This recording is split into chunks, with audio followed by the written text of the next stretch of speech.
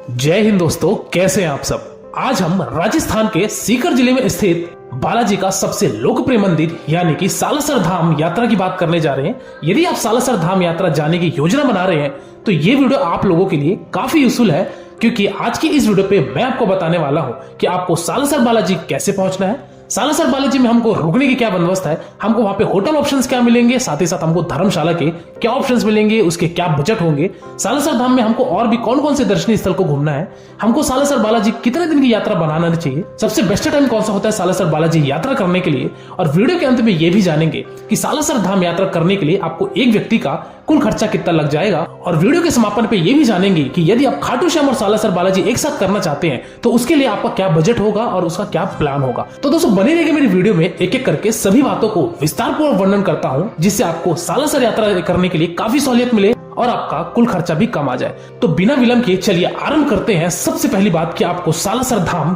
कैसे पहुंचना है। दोस्तों सालासर बालाजी पहुंचने के लिए मेजर आपके पास 3 बड़े ऑप्शन आते हैं। पहले ऑप्शन की अगर बात की जाए तो वो है आपका बाई ट्रेन का। दोस्तों यदि आप ट्रेन से आना चाहते हैं तो जो नजदीकी रेलवे स्टेशन है वो है आपका सुजानगढ़ रेलवे स्टेशन। दोस्तों सुजानगढ़ से सालासर बालाजी की जो दूरी है वो आपकी लगभग 30 किलोमीटर की पड़ जाती है, और ये 30 किलोमीटर यात्रा करने के लिए आपको बस और शेयरिंग टैक्सी ढेर सारे ऑप्शंस आपको देखने को मिल जाएंगे। तो आप देश के किसी भी शहर से किसी भी राज्य से आ रहे हैं तो आप सुजानगढ़ तक की ट्रेन देख लीजिए, और सुजानगढ़ से आप बाई रोड के माध्यम से 1 घंटे की यात्रा तय करके आप फाइनली सालासर धाम पहुंच सकते हैं। लेकिन हो सकता है कि आपको सुजानगढ़ के लिए डायरेक्ट ट्रेन ना मिले तो आप आ सकते हैं राजस्थान के सीकर जंक्शन रेलवे स्टेशन पे। दोस्तों सीकर जंक्शन आ जाइए, सीकर जंक्शन से भी आपको ढेर सारे ऑप्शंस मिल जाएंगे। आपको सालासर धाम आने के लिए बस के भी ऑप्शंस है और आपके प्राइवेट टैक्सी के भी ऑप्शंस मिल जाएंगे।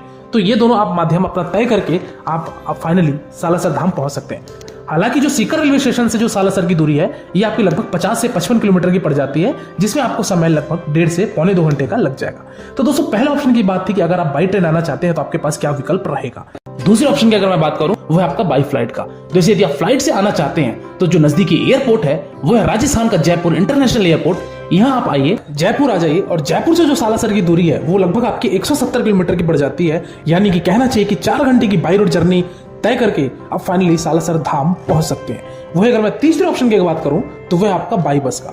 दोस्तों राजस्थान चाहे स्टेट ट्रांसपोर्ट की बस हो, चाहे आपकी दिल्ली से हो, चाहे आपकी हरियाणा से हो, आपको ढेर सारी आपको इंटर स्टेट बस देखने को मिल जाएगी। यदि आप बस के द्वारा तय करना चाहते हैं अपनी यात्रा तो बस के द्वारा भी आपको ढेर सारे ऑप्शंस मिल जाते हैं और आप फाइनली सालासर धाम पहुंच जाएंगे। चलिए दोस्तों अगली बात करते हैं कि दोस्तों हम सालासर धाम पहुंच चुके हैं, अब हमको यहाँ पे होटल ऑप्शंस क्या मिलेंगे।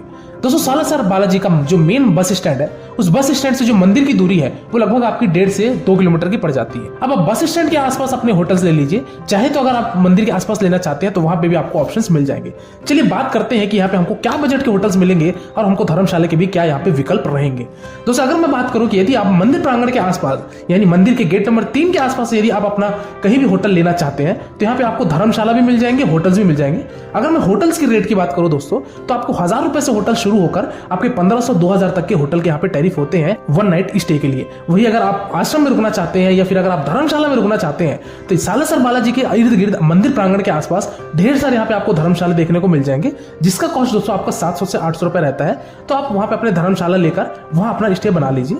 धर्मशाला में भी दोस्तों आपको काफी डिसेंट रूम मिलता है और हाइजीनिक रूम मिलता है, इसमें किसी भी तरीके की कोई भी अव्यवस्था आपको नहीं देखने को मिलेगी। तो आप धर्मशाला ले लीजिए, आपका रिजनेबल बजट में हो जाएगा और आप मंदिर के आसपास भी अपना स्टे बना सकते हैं। तो दोस्तों ये बातें थी कि आपको मंदिर प्रांगण के आसपास कहां पे आपको अपना स्टे लेना चाहिए। इसी के साथ ही साथ अगर मैं बात करूं कि आपको खाने पीने की क्या बंदोबस्त होगी तो दोस्तों मंदिर के ही आसपास ढेर सारे यहाँ पे चौपाटीज है, रेस्टोरेंट्स हैं और यहाँ पे अच्छे ढाबे भी देखने को मिल जाएंगे। तो यहाँ पे आप अपने भोजन की बंदोबस्त कर सकते हैं। अगर मैं खाने की कॉस्ट की बात करूं दोस्तों तो आप मान के चलिए कि आपका 150 से 200 रुपए एक व्यक्ति का भरपेट शाकाहारी आपको भोजन वहां पे देखने को मिल जाएंगे और आप आराम से इस तरीके का अपना भोजन ग्रहण कर लेंगे। चलिए दोस्तों अगली बात करते हैं कि अब हमको सालासर धाम यानी कि सालासर बालाजी के दर्शन हमको कैसे करना है और हमको किन किन बातों का ध्यान रखना पड़ेगा।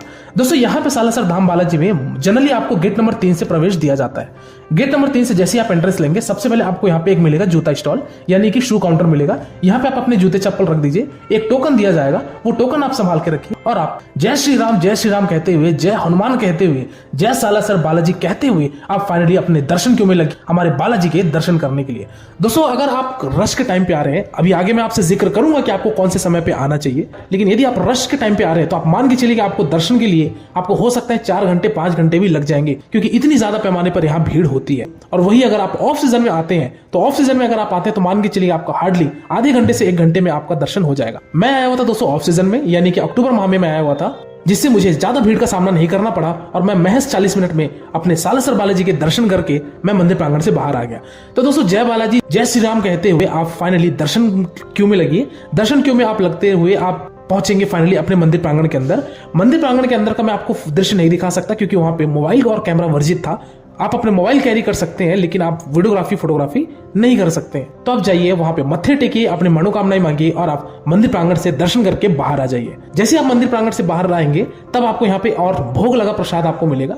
भोग लगा प्रसाद यदि आप लेना चाहते हैं तो आप ले लीजिए। यहाँ पे अलग अलग विभिन्न प्रकार के आपको यहाँ पे लाडू देखने को मिलेंगे, यानी कि लड्डू देखने को मिलेंगे, जिसमें से आपका 200 रुपए से शुरू होकर आपका 400 रुपए 600 रुपए तक के अलग अलग कॉस्ट के यहाँ पे आपको भोग लगे प्रसाद मिल जाएंगे।